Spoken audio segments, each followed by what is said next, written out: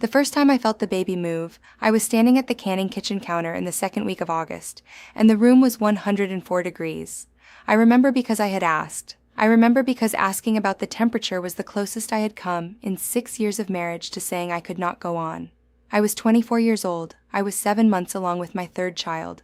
My hands were in a bowl of tomatoes so hot from the water bath that the skin slid off between my fingers like something being undressed, and the flutter under my apron was so small and so certain that I stopped breathing for a full 3 seconds, which was long enough for a bead of sweat to fall from my chin into the bowl. My mother-in-law Miriam was on the other side of the room stirring a pot of peach preserves. She did not look up.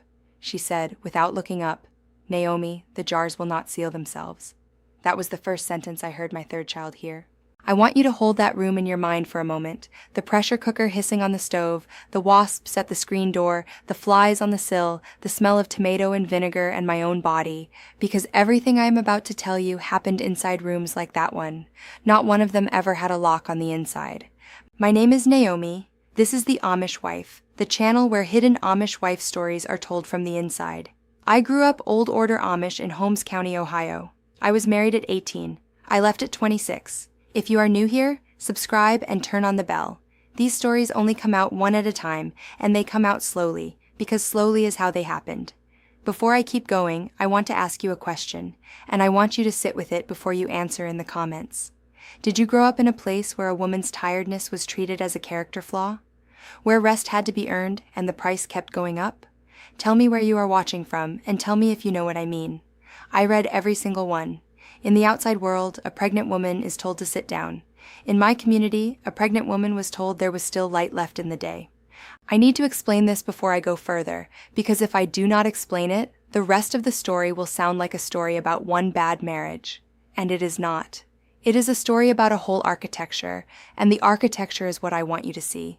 The Ordnung, our unwritten code, the one that lives in the air of every kitchen and every barn and every buggy, did not have a rule about pregnant women. There was no chapter. There was no verse read aloud. There did not need to be. The Ordnung worked the way weather worked. You did not read about a storm. You smelled it coming. You closed the shutters. You brought the wash in. A pregnant Amish woman knew what was expected of her the way she knew that the peaches came ripe in August and the beans came in July. The hierarchy above her, God, then the bishop, then her husband, then finally, if there was room, herself, did not pause because her body was making another body. If anything, it pressed down harder, because a woman making a child was a woman doing her most important work, and important work is not done sitting down. Gelassenheit, we called it, yielding. The soil yields to the plow, the wife yields to the season does not ask. Hochmut was the worst thing a woman could be. Pride.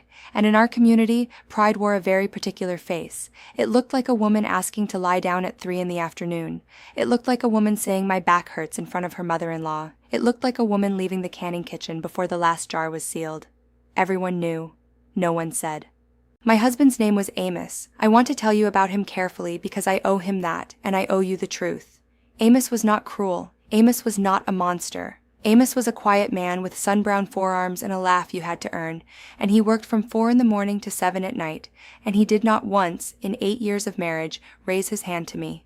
What Amos did was harder to name, and it took me a long time to name it, and I could not have named it at all without the woman I am going to tell you about later. Amos was a man who had been handed a script when he was a boy, and he read from that script every day of his life, and the script said that a wife who was carrying a child was a wife who could still carry water. We met at a Sunday singing when I was 17.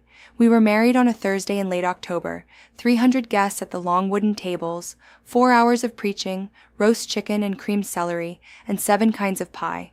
My mother cried when she pinned my prayer cap that morning, and I did not know then what she was crying about. I thought it was joy. I know now that some kinds of crying look like joy from the outside because a woman has practiced them long enough that they have nowhere else to go. Our first child, Miriam Ann, was born 10 months later. I labored in the front bedroom with the midwife and my mother and Amos's mother in the room, and Amos in the barn, because that is where Amish husbands go. And when the midwife finally called him in, he stood in the doorway with his hat in his hands and he said, "She is small, not she is beautiful, not thank God, she is small." And then he went back out to finish the milking, because the cows do not know a baby has been born. Our second, Elam, came 14 months after that. I was pregnant with our third when the summer I want to tell you about began. The inciting thing, and I want you to understand how small it was, how disproportionate what came after, was a single sentence I said on a Tuesday morning in early July. I was standing at the wash line in the yard, and the baskets were full of Amos's shirts, and the boys' broadfall pants, and the girls' little dresses, and my back had been aching since before the sun came up. I heard my mother-in-law's buggy on the lane. I did not turn around. I said, without turning, "Miriam, I do not think I can do the canning this week." That was the sentence. There was a long silence behind me, not an angry silence, a cold one. And then Miriam's footsteps came up the porch, and she said, in her softest voice, the voice she used for babies and for young widows, "Well, we will see what the week brings." She did not stay for coffee. Amos was silent at supper that night. Not that night, not the next, not the day after that. He passed the bread. He said the blessing. He said "Jah" when I asked if he wanted more. That was all. On Friday morning, I found him in the barn, and I said, "Amos, are you angry with me?" And he looked at me the way a man looks at a horse he is deciding whether to sell, and he said, "I am not angry, Naomi. I am waiting."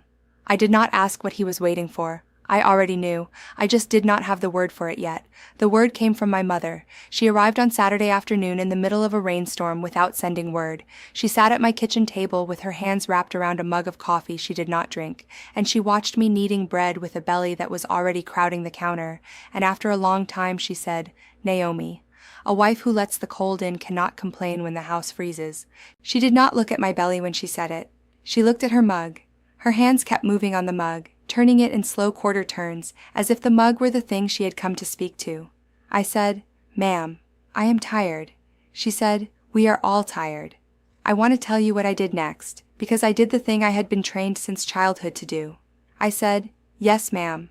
I poured her more coffee. I walked her to the door. I stood on the porch and watched her buggy go down the lane in the rain, and I did not cry, because crying was also hochmut. Crying was also a woman asking the world to pay attention to her, and I had already used up my week's worth of asking on one sentence at a wash line. That night in bed, Amos rolled toward me. I said, "Amos, not tonight. The baby is—" And he said nothing at all, and he rolled back over, and the silence in the room was so complete I could hear the horses shifting in the barn 100 yards away. The next morning, Miriam was in my kitchen at 6. So was my sister-in-law Rachel. So were 3 glass canning jars, empty, set on the counter in a neat row like a sentence I was supposed to read. Miriam said, "We thought you could use the help." Rachel did not look at me. She was already tying an apron. That is how the correction started, not with a raised voice, with extra hands, with more women in my kitchen than my kitchen could hold. With the temperature of the room going up by 4 degrees for every hour, I did not say the thing they were waiting for me to say, which was, "I was wrong. I can do the canning. I can do the wash. I can do it all." I want to stop here for a moment because I know some of you have been holding your breath, and I do not want you to hold it any longer than you need to. If any of this is landing somewhere tender in you, if you have ever been in a room where the correction came in the shape of help, I see you. Stay with me. It gets both harder and clearer from here. Subscribe if you have not, and light a candle if that is something you do, because the next part I only tell once. There was a woman in our district named Lydia Yoder. She was 63 years old. She had buried 2 husbands and 4 of her 9 children, and her hands were the hands of a woman who had shelled a mountain of peas in her life. I did not know Lydia well. She lived on the far side of the district, past the covered bridge. But there was a frolic that August, a work bee for a young couple whose barn had burned, and I went, because a pregnant woman who did not go to a frolic was a pregnant woman who was making a statement, and I had already made my statement at the wash line. I was sitting on a bench in the shade snapping beans into a metal bowl. My back was on fire. The baby was pressing on something that felt like the inside of my spine. Lydia came and sat down next to me without being asked. She did not look at me. She reached into the pile of beans between us and started snapping, and her hands moved twice as fast as mine, and after a while she said, in a voice so low the woman 2 feet away could not have heard it, "They do not hit us, Naomi. That is not our way. What they do is harder. They make you do it to yourself." I stopped snapping. I said, "Lydia." She said, "I lost one at the end." She did not look at me. Her hands did not stop. She said, "I was carrying my 6th. I was 31. I asked to rest. My husband did not say no. He did not say anything. He just kept handing me the work. I lost her 3 days before she was due. Everyone said it was God's will. It was not God's will, Naomi. It was August." Then she got up, and she took her bowl of beans, and she walked to another bench, and she did not speak to me again for the rest of the day. I sat there with the wasps in the peach tree above me, and the sound of hammers on the new barn frame, and the baby moving under my apron, and I understood, for the first time in 24 years, that I was not the first woman to feel what I was feeling, and I would not be the last, and the sentence God's will had been doing work in my community that God had never asked it to do. I want to tell you something I did not understand until much later. I thought for years afterward that the story of that summer was the story of Lydia. I thought Lydia was the turn. She was not. The turn came a week after Lydia, and it came in my own kitchen, and it came from my mother. I had gone home to help her put up corn. It was the first time I had been in my mother's kitchen alone with her in 8 years. My children were with Amos's sister. My belly was so heavy by then that I had to sit down every 20 minutes, and my mother, without saying a word, had put a stool by the counter for me. That stool was the first thing anyone in my life had put under me without being asked. I said, "Ma'am, Lydia Yoder told me she lost a baby because no one let her rest."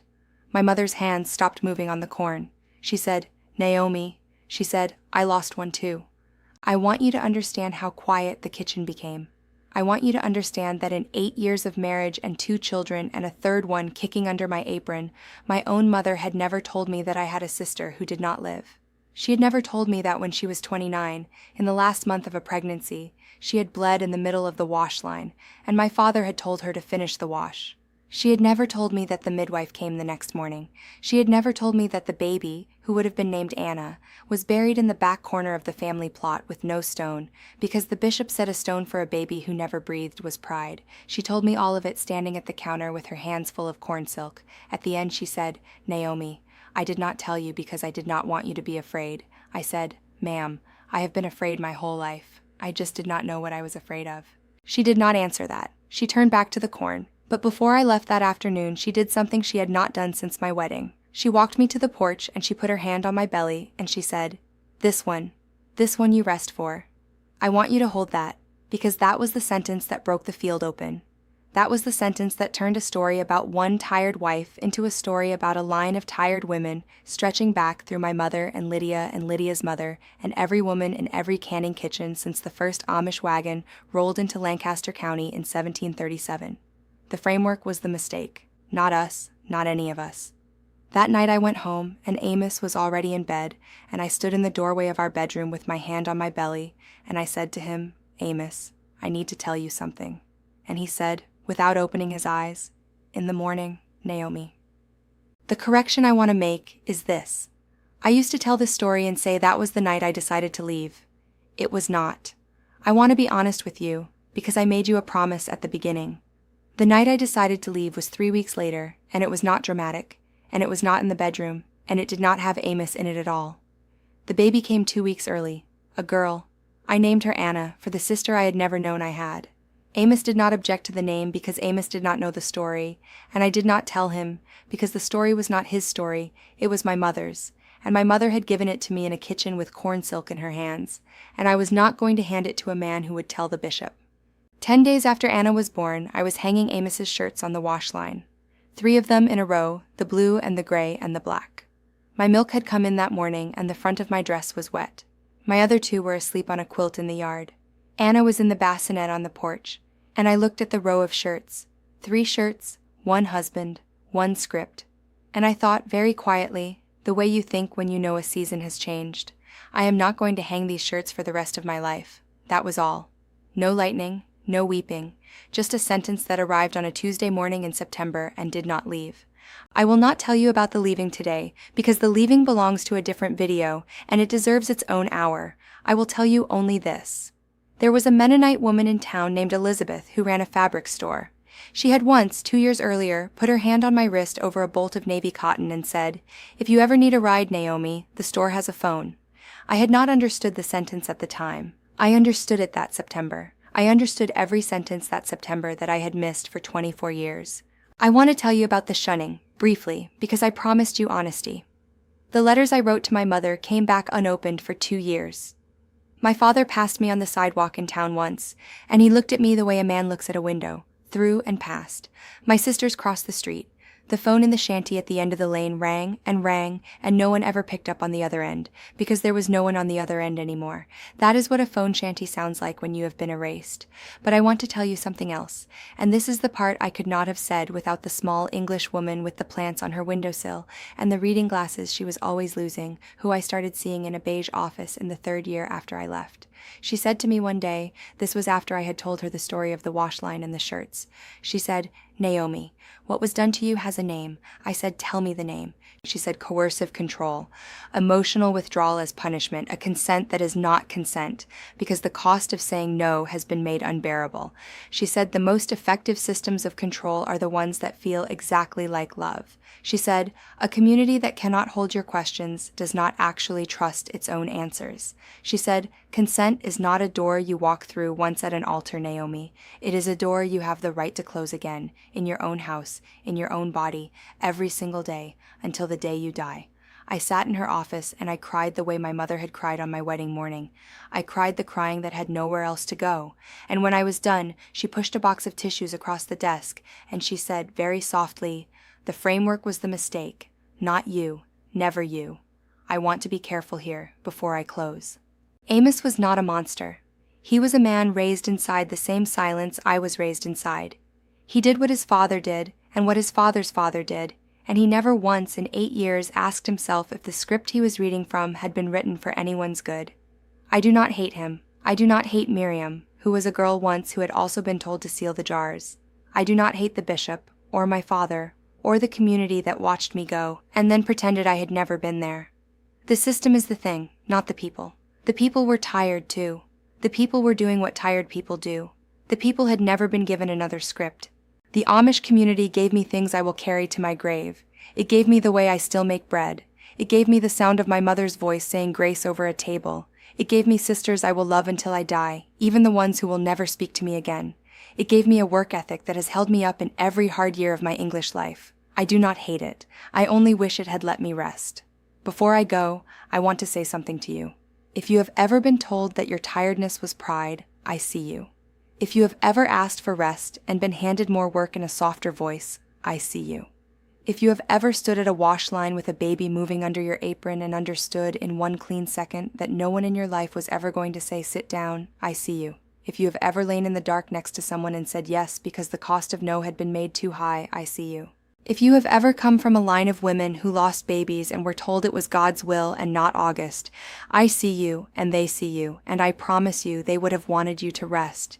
You were not weak. You were surviving inside a system that was built to make sure you could not refuse without paying for it. The framework was the mistake, not you, never you.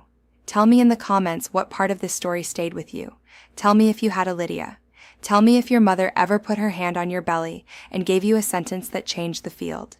Tell me your story if you are ready. I read every single one. Subscribe to The Amish Wife. There is so much more I have not yet said. The story of what my daughter Anna asked me when she was 7.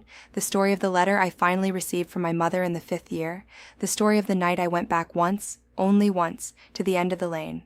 Those are for other days. Until next time, choose your freedoms wisely. They might just save your life. Your rest is not pride. It never was.